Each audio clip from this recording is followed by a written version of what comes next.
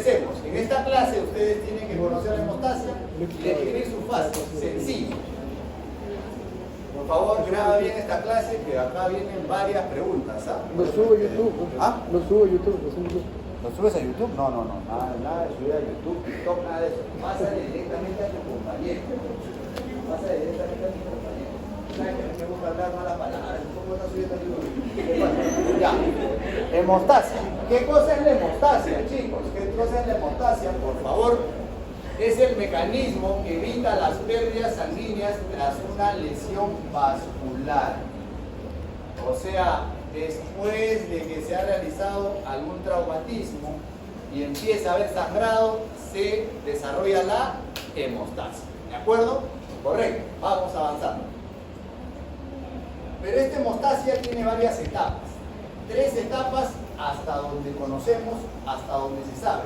Una etapa primaria que está caracterizada por 2 fases específicas, que es o por 2 actos, digamos, uno que es la vasoconstricción, que quiere decir el espasmo vascular, es decir, que la arteria lesionada o el vaso sanguíneo lesionado, porque puede ser también una vena, se colapsa, ¿no? Eso es vasoconstricción. El vaso se colapsa o se constriñe, ¿cierto? Es lo primero. Y lo segundo es la adhesión y la agregación plaquetaria, todo esto con el fin de formar un tapón. Ese tapón es un tapón inestable, ¿de acuerdo? Si no me creen, alguna vez les habrá pasado de que tienen un pequeño sangrado, producto de una pequeña herida, y luego coagula solo, y sin querer mueven esa pequeña ostra, y ¿qué pasa? Otra vez empieza a sangrar, ¿no es cierto? Otra vez empieza a sangrar. ¿Por qué? Porque es un tapón inestable.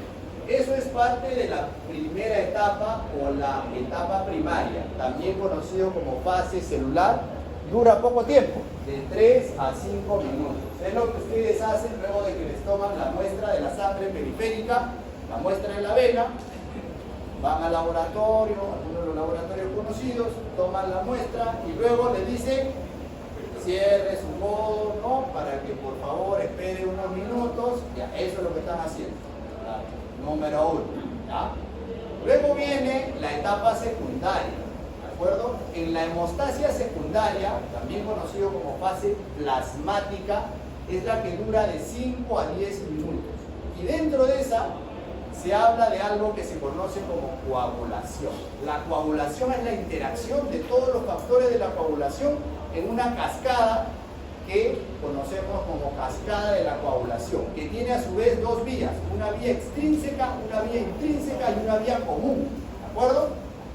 Esto con el fin de formar un tapón estable. Esa es la finalidad. Y finalmente hay una hemostasia terciaria, que es de 48 a 72 horas, que tiene que ver con la fibrinólisis. Fibrino viene de fibrinógeno o fibrina, y la lisis viene de la destrucción, o sea, destrucción de estas sustancias, de estas moléculas de fibrina, para que se pueda reabsorber el coágulo una vez que ya formó el tejido, ¿de acuerdo? Se trata entonces de la disolución del coágulo. Entonces, ninguno de ustedes había pensado hasta el día de hoy, antes de hacer esta clase, que también la fibrinólisis, es decir, la disolución del coágulo, estaba dentro de la coagulación, o dentro de la hemostasia, mejor dicho. Pero así es, incluye también la fibrinólisis. Entonces tenemos 3 etapas y 4 procesos que vamos a repasar ahora, ¿de acuerdo? A ver, seguimos. Hemostasia primaria. La hemostasia primaria se compone de 2 fases, la fase vascular y la fase plaquetaria. La fase vascular y la fase plaquetaria. En la fase vascular, lo que ustedes tienen que saber es que existen 3 razones o 3 mecanismos para que se produzca esta fase vascular. Lo primero es un mecanismo de tipo miógeno. Miógeno significa que viene del músculo. Mio es músculo, geno de génesis, o sea, que viene originado por el músculo. ¿Qué músculo? ¿Qué músculo tenemos en los vasos sanguíneos? Músculo liso, ¿no? ¿Cuántos tipos de músculos hay en el cuerpo? ¿Cuántos? ¿Tres, cuatro, cuántos? Tres, ¿no? ¿Cuáles son? Músculo liso, ¿qué más? Músculo estriado, músculo, y el esquelético. Ajá. Músculo esquelético o músculo estriado, que es lo mismo, y músculo cardíaco, que es un músculo especializado.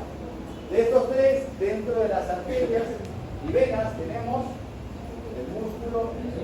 El músculo liso tiene una particularidad. El músculo liso puede responder ante estímulos, ante un trauma de tipo físico, puede responder, ¿ya? Se puede contraer, ¿de acuerdo? Correcto.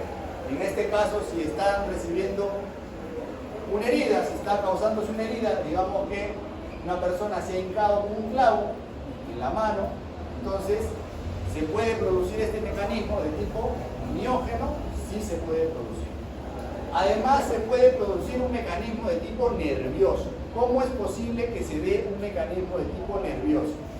Todo el sistema simpático discurre o transcurre por las arterias, ¿de acuerdo? Todo el sistema nervioso simpático. El sistema nervioso simpático es parte del sistema nervioso autonómico o sistema nervioso vegetativo, ¿de acuerdo? Eso quiere decir que este sistema nervioso tiene una particularidad. Va a viajar enmallado, ¿no?, alrededor de las arterias, y lo que va a producir es vasoconstricción. Está relacionado con los receptores adrenérgicos.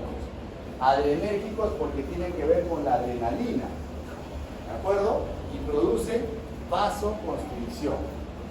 La vasoconstricción o el espasmo vascular hace justamente que el lumen de la arteria o el calibre de la arteria afectada disminuya. Y eso es algo bueno o puede ser también algo malo. Algo bueno en el caso de la hemostasia porque nos permite detener el sangrado, pero algo malo si es que pasaría lo mismo a nivel, por ejemplo, cerebral. Puede producir un accidente cerebrovascular isquémico. Malo si produce lo mismo a nivel del corazón, porque puede producir un infarto agudo de miocardio, y así también cualquier otro órgano, ¿de acuerdo? Pero para el caso de la hemostasia es excelente que pase esto, ¿de acuerdo? Un tercer mecanismo es el mecanismo humoral. El mecanismo humoral está relacionado con una serie de sustancias que las he puesto ahí, que permiten que se dé este mecanismo. Hay varias sustancias que van a producir la serotonina, la noradrenalina, la adrenalina, la endotelina, el tromboxano A2, ¿de acuerdo? ¿Alguna vez os puede venir en el examen? Puede ser. Muy bien, a ver, ¿qué sigue? Pero la vasoconstricción, como dice ahí en la diapositiva, depende del tipo de sangrado, porque no es lo mismo que se produzca una herida a nivel capilar, como por ejemplo en el pulpejo del dedo, por no decir yema del dedo, o una herida que afecte a una vena, ¿no? La parte venosa, no se olviden que las venas están en la parte más superficial. El sistema venoso es profuso, frondoso y superficial, a diferencia del sistema arterial. El sistema arterial, con un mecanismo de conservación de las especies, es más profundo. Sin embargo, una herida profunda, por ejemplo en el tercer caso, un sangrado de tipo arterial, entonces tendrá una conducta diferente, ¿no es cierto? No se olviden que las arterias llevan o manejan presión, y si manejan presión, entonces tienen posibilidad de dar un mayor sangrado, a diferencia de la vena. Por eso es que la persona normalmente que se quiere quitar la vida porque le dejó el enamorado y se corta a nivel de las muñecas, ¿no? Solamente son cortes superficiales, son cortes a la vena, no pasa nada. Lo que va a pasar es que va a quedar feo, la cicatriz va a quedar bien feo. Entonces no hagas eso, ¿ah? Para que puedas conseguir el objetivo, tendrías que hacer lo otro, ¿no? Que es algo ya un poco más dramático, porque la arteria tiene un sangrado totalmente diferente, ¿no es cierto? Bueno, seguimos. ¿Qué es importante tener en cuenta en la fase vascular? Este mecanismo de la vasoconstricción, disculpen que no había espacio para ponerlo bien, lo tuve que poner así, pero para que no se olvide, no es efectiva en arterias de gran calibre. ¿Por qué? No porque no se produzca, la vasoconstricción, sino porque existe una gran presión de la sangre. Hay mucha presión. Como hay mucha presión, por más de que haya una cierta vasoconstricción, igual sigue sangrando. El ejemplo más común que les puedo dar es de una persona que tenga un accidente de tránsito y que tenga la mala suerte de haberse afectado un vaso sanguíneo de mediano calibre o gran calibre. Imaginen ustedes, por ejemplo, la vena femoral o la arteria femoral, ¿no es cierto? Es un sangrado considerable. Por ejemplo, un torero que reciba una cornada de toro a ese nivel, entonces el sangrado es profuso y la muerte puede ser rápida, pese a que se ha dado el mecanismo de la vasoconstricción. Se dio el mecanismo, pero igual no fue suficiente. O sea, no es efectiva. Se da el mecanismo, pero no es efectiva. En el gráfico también nos vamos a dar cuenta, por ejemplo, que a nivel del capilar, a nivel de los capilares, no existe músculo liso. Y como no existe músculo liso, tampoco existe vasoconstricción a nivel capilar. Pregunta de examen. Muy bien, seguimos. Habíamos hablado de la hemostasia primaria y de la fase vascular. Ahora nos toca hablar de la segunda fase dentro de la hemostasia primaria, pero que es la fase plaquetaria. La fase plaquetaria, como su nombre lo dice, está relacionado con las plaquetas, en razón de que estas van a tomar tres funciones. Primero se van a adherir, luego se van a activar y luego se van a agregar. ¿De acuerdo? ¿Cómo se da eso? Ahora vamos a verlo. Seguimos. Pero antes de eso, hagamos un paréntesis. La trombopoiesis, así como había una eritropoiesis y así como había una leucopoiesis, ¿cierto? También hay una trombopoiesis. La trombopoiesis está relacionado con el proceso de generación o génesis de las plaquetas o trombocitos. ¿De acuerdo? Estas normalmente se producen en un periodo de 7 días y se originan de la médula ósea. Les había recordado de la clase pasada que el precursor final de estas es el megacariocito, ¿cierto? El megacariocito, finalmente, el megacariocito liberador de plaquetas, que en verdad es un megacarioplasto, se encuentra dentro de la médula ósea, ¿cierto? Pero cada megacariocito, como está allá abajo bien descrito, produce hasta 4.000 plaquetas. ¿De acuerdo? Seguimos. ¿Cómo es que se da esta trombopoiesis? Creo que les comenté algo la clase pasada, pero si no, les vuelvo a decir con un gráfico. Si ese es el megacariocito que está en la médula ósea, ¿no? La parte inferior, el megacariocito es demasiado grande para que pueda salir a través de los pequeños espacios que tiene el hueso hacia el torrente sanguíneo. ¿De acuerdo?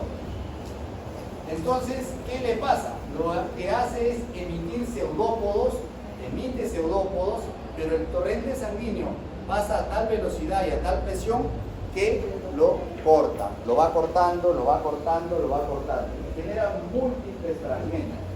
Esos fragmentos del citoplasma, del megacariocito, finalmente vienen a ser los trombocitos o las plaquetas. O sea, las plaquetas son fragmentos del citoplasma del megacariocito. ¿De acuerdo? Y tiene una gran producción, por eso. Puede ser que en el adulto humano, dice ahí, se produzca hasta 100 millones al día. ¿Tanto, profesor? Sí.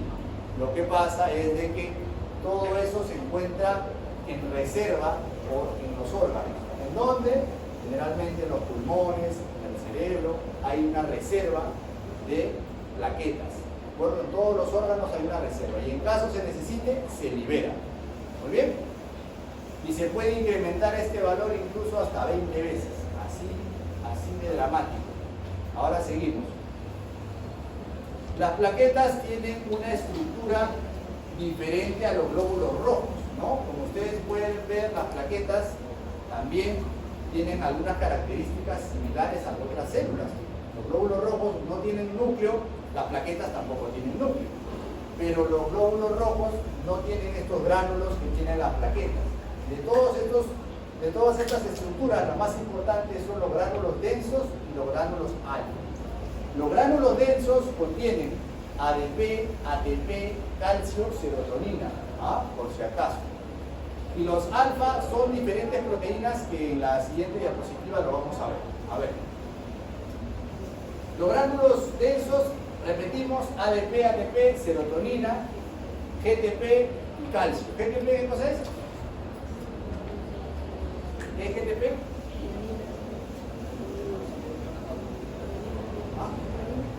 ¿Qué es GTP? ¿Guano qué?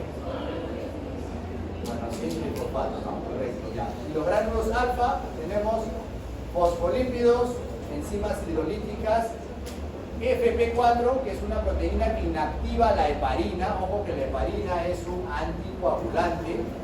Beta tromboglobulina, tenemos fibrinógeno, factores 5 y 8, factor quimiotáctico, trombospondina y factor de crecimiento derivado de las plaquetas. Ese último que dice PDGF, eso es factor de crecimiento derivado de las plaquetas, por sus siglas en inglés. ¿De acuerdo? Seguimos. Bien, entonces, en la hemostasia primaria habíamos dicho que dentro de la fase plaquetaria íbamos a ver tres cosas. ¿Qué cosa? Primero la adhesión plaquetaria, luego la activación y finalmente íbamos a ver la agregación. ¿Cómo es que pasa eso? Lo primero es la adhesión. Para que ocurra adhesión a las plaquetas, para que vaya a haber adhesión, lo importante es saber de que como estos fragmentos de megacariocitos que están andando en gran cantidad, muchos se localizan en la zona marginal o pegado al borde de los vasos sanguíneos, al borde del endotelio, de tal manera que les es fácil detectar cualquier tipo de lesión o ruptura de los vasos sanguíneos. Esa plaqueta que ven en color azul, lo que ha pasado es que ha detectado una pequeña lesión en un vaso sanguíneo, ¿cierto? Ahí vemos el endotelio. Una vez que el endotelio se ha desgarrado producto de la lesión del vaso sanguíneo, lo que va a pasar es que se expone el colágeno. Cuando se expone el colágeno, dentro del colágeno existe una proteína o un factor que es conocido como el factor de von Willebrand. El factor de von Willebrand hace de que se una un receptor específico de la plaqueta. Ese receptor es el GP1B, pregunta de examen. La adhesión plaquetaria se produce entonces por la unión del receptor GP1B con el factor de von Willebrand. Correcto. ¿De acuerdo? Esa es la primera parte de la fase plaquetaria, la adhesión. Lo que viene, y es diapositiva, lo que viene es la activación de la plaqueta. ¿Cómo es la activación? La plaqueta se tiene que activar. Una vez que ha llegado a la zona donde tienen que trabajar, se tiene que activar. Es como ustedes, ¿no? Se van a la fiesta y muchos llegan activados y otros recién se activan en el momento, ¿no es cierto? Claro, así pasa, ¿no?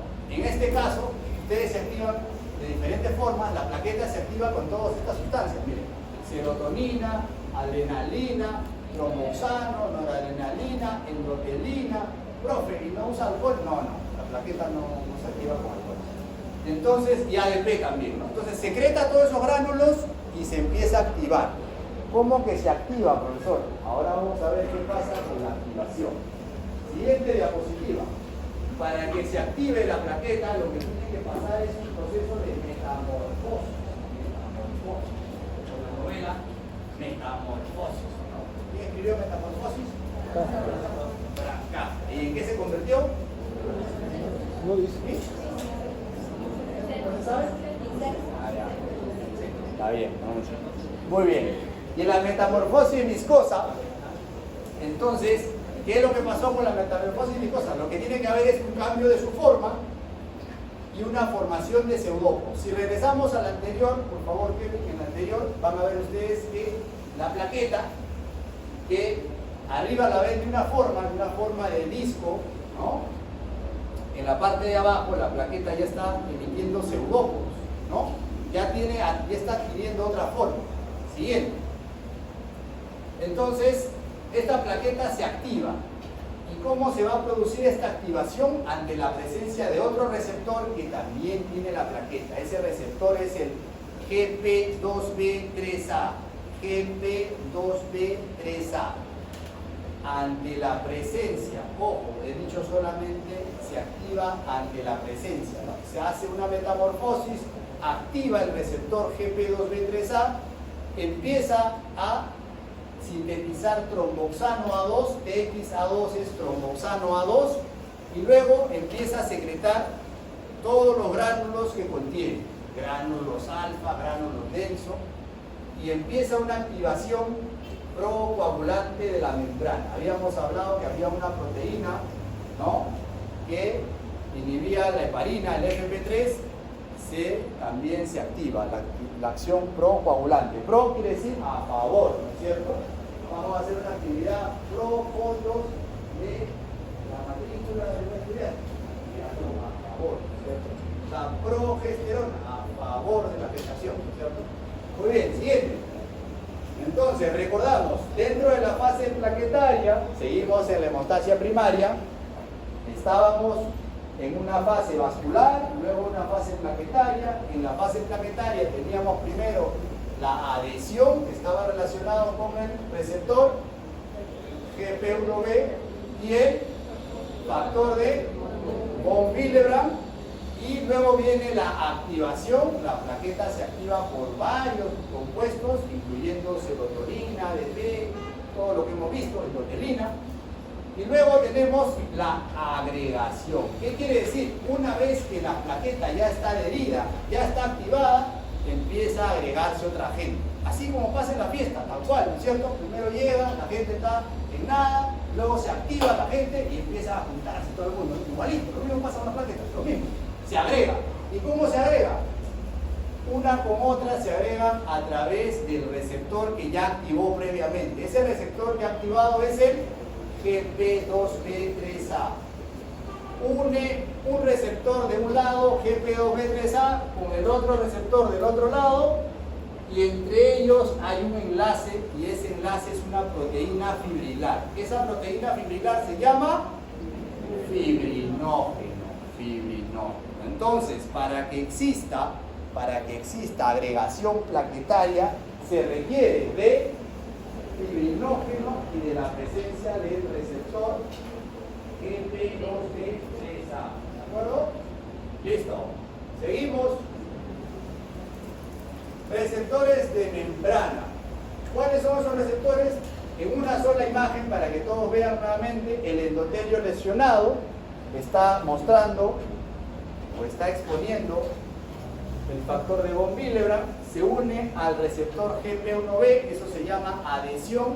Luego, con la presencia de ADP, serotonina y otros factores, se activa la plaqueta, y luego, una vez que se activa la plaqueta y se produce la metamorfosis de la plaqueta, se empieza a unir. ¿Y cómo se une? A través del receptor GP2B3A entre cada plaqueta, mediante una proteína fibrilar que es el fibrinógeno. Perfecto. No creo que haya problemas para el examen. Seguimos.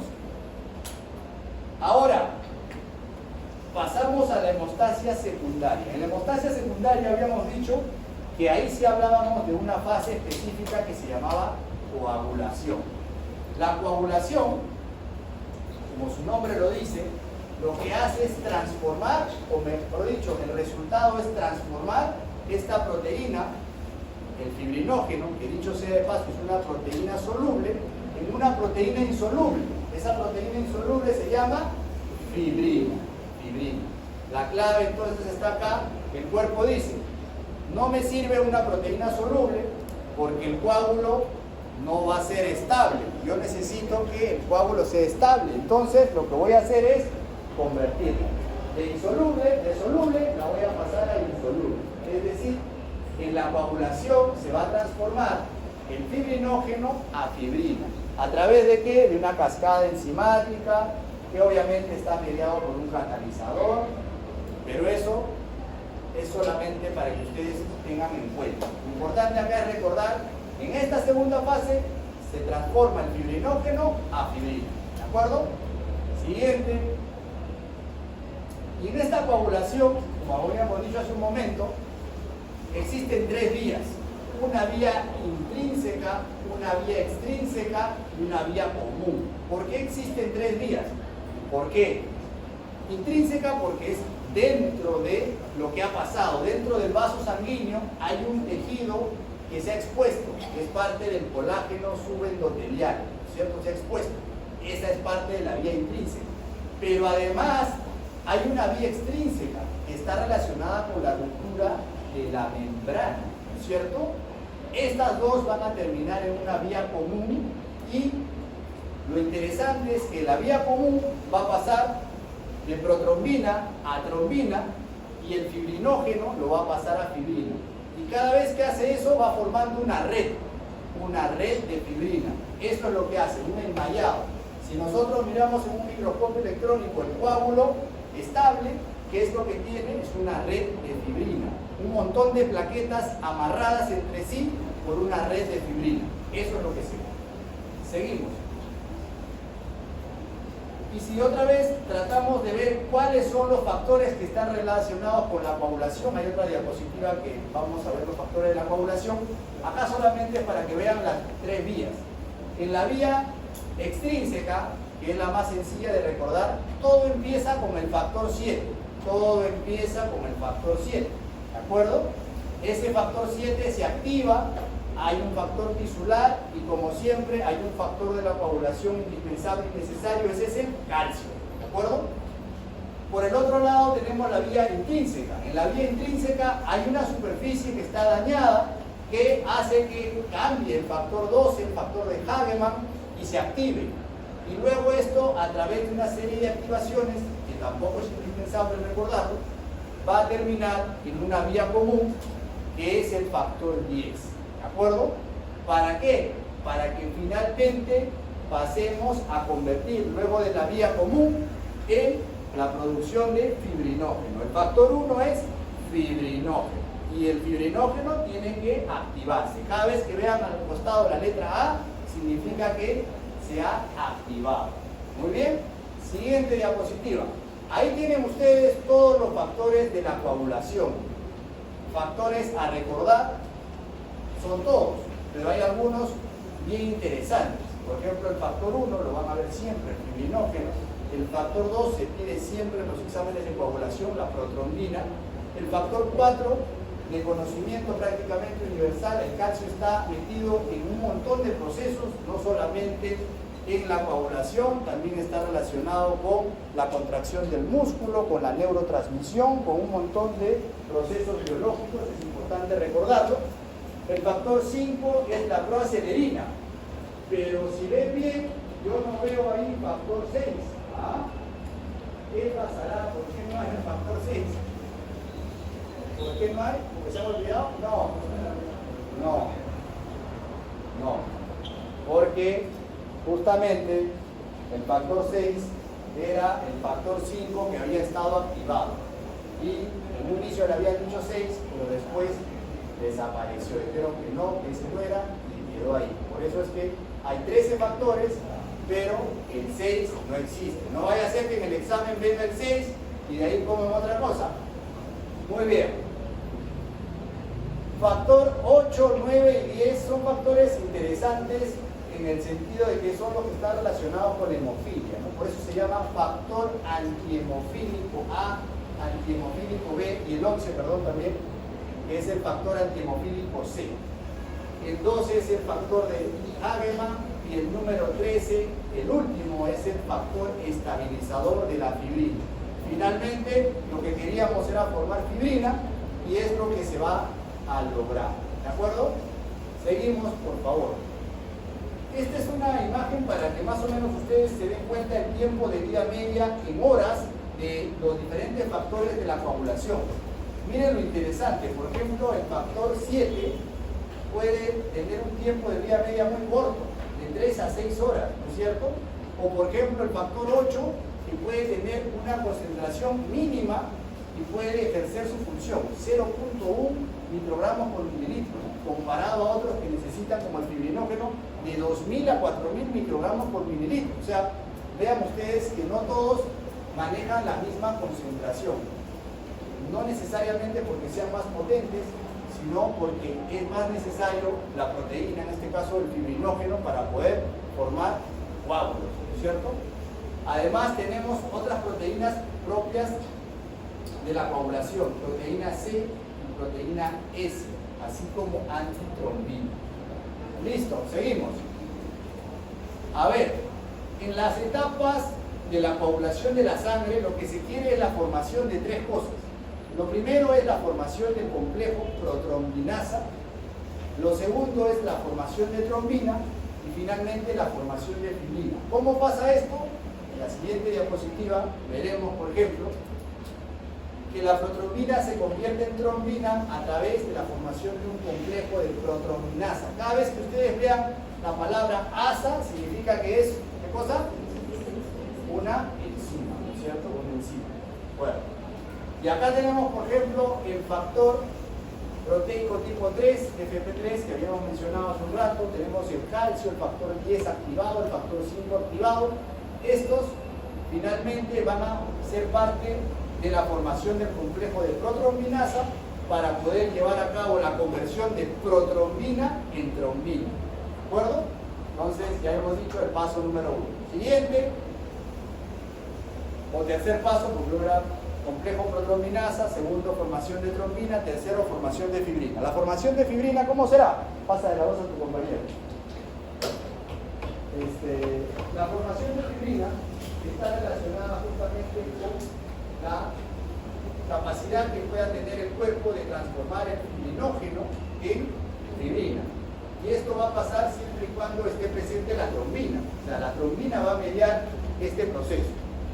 Por supuesto, a través también del factor estabilizante de la fibrina, que es el factor 13, que finalmente va a terminar activándose. ¿De acuerdo? Muy bien. Siguiente. Ustedes habrán oído hablar que hay factores de la coagulación dependientes de la vitamina K o vitamina K dependientes.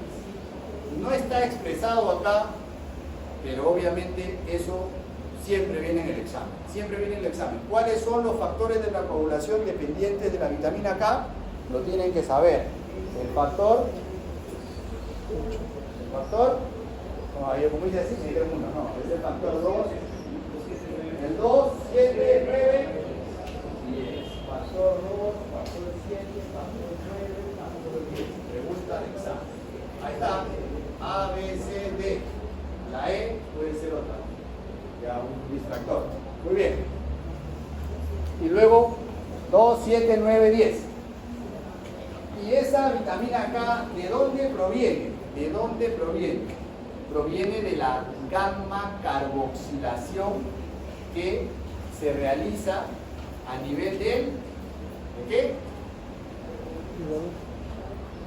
¿Qué órgano está acá? En el hipocondrio derecho. El hígado, ¿no es cierto? El hígado. Pero el cuerpo no puede sintetizar vitamina K así nomás. ¿Quién nos ayuda para que se pueda sintetizar? ¿Quién nos ayuda? ¿Quién nos ayuda para sintetizar la vitamina K? Las bacterias del colon. Por eso es que es muy importante tener una flora normal. Las bacterias del colon nos ayudan a sintetizar. ¿De acuerdo? Y luego ese proceso, esa vitamina la usa el hígado y se puede reutilizar. ¿De acuerdo? Pero que tampoco no se puede consumir vitamina K también. Pero quien nos apoya en ese proceso son las bacterias colónicas, por si acaso. ¿Ya? ¿Y por qué es importante esto? Por ejemplo, si lo llevamos a lo que pasa con los recién nacidos. Los recién nacidos, apenas nacen, los recién nacidos reciben una dosis de vitamina K intramuscular. ¿Por qué reciben una dosis de vitamina K intramuscular? ¿Por qué, Vanessa?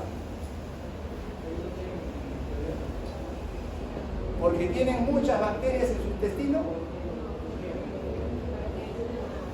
Porque no tienen las bacterias, ¿no es cierto? No tienen las bacterias. ¿Por qué? No tienen las bacterias, pues. Por si acaso, ¿no es cierto? Una vez que ya empieza a comer y empieza a funcionar el intestino, entonces empiezan a aparecer las bacterias de los recién nacidos. ¿De acuerdo? Por eso es que se le coloca la profilaxis con la vitamina K de manera intramuscular. Muy bien, seguimos. Última fase, fibrinólisis. ¿Qué pasa con la fibrinólisis? La fibrinólisis es el proceso de destrucción del coágulo o de reabsorción del coágulo de la fibrina, ¿no es cierto? Porque la fibrina era la proteína insoluble. Lo que se quiere ahora es cómo ayudamos al cuerpo, porque ya nos ha servido para formar el tapón plaquetario, ya se ha curado por dentro, pero no nos podemos quedar con ese coágulo. ¿Qué es lo que tenemos que hacer? Reabsorberlo. ¿Cómo lo reabsorbemos? A través de un proceso que se conoce como fibrinólisis. En ese caso, las células del endotelio vascular que están dañadas secretan también unos activadores que son activadores del plasminógeno, para que el plasminógeno, que es una proteína, se convierta en plasmina, y esa plasmina degrade a la fibrina. La plasmina entonces degrada a la fibrina y finalmente el coágulo se deshace. Ahí aparecen dos recuadritos, que no es para fisiología, pero solamente para que no se queden con la duda, que dice PAI y dice inhibidores de la plasmina. Son fármacos que se usan a ese nivel. Uno es inhibidor del plasminógeno activado, ¿no? Y otros son inhibidores de la plasmina, que se usan justamente cuando los pacientes tienen este tipo de coagulación en zonas donde nosotros no queremos que coagulen. Por ejemplo, un paciente que ha tenido un ACV o un accidente cerebrovascular, entonces tiene un problema a nivel cerebral. Hay un coágulo que está obstruyendo. ¿Qué queremos? Queremos que ese coágulo se desintegre. ¿Qué le damos? Un anticoagulante no sería suficiente. Si quieres darle heparina o warfarina, eso se le da a una persona que no está en un estado agudo. En un estado agudo, de horas de haber tenido el problema, tienes que dar un inhibidor del plasminógeno. ¿Para qué? Para que puedas justamente generar esa fibrinólisis. De esa manera, solucionar el problema. ¿Ya? Puedes hacerlo externo. El cuerpo lo hace también, pero puedes hacerlo de manera externa también, dando un paso. Puede ser de manera externa. Como por ejemplo, inhibidores de la plasmina son fármacos que pueden actuar a ese nivel para generar la fibrinólisis. ¿De acuerdo? Muy bien. Creo que es la última, Kevin. Y eso es como, así es como se ve